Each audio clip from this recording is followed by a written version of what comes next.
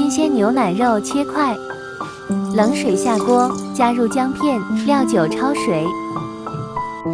焯过水的牛肉放进压力锅，加入大葱、姜片、干辣椒、八角，加少许白糖、盐、黑胡椒粉，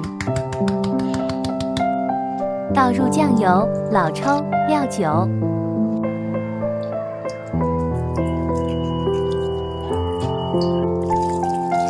加开水，盖上锅盖，开始炖肉。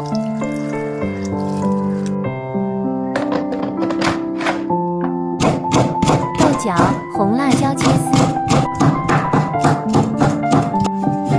腊肉切片，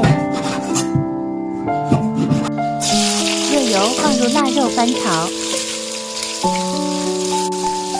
加入蒜末炒香。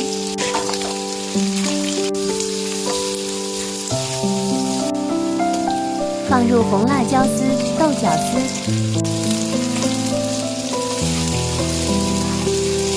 豆角炒熟后加盐、酱油，翻炒均匀，出锅。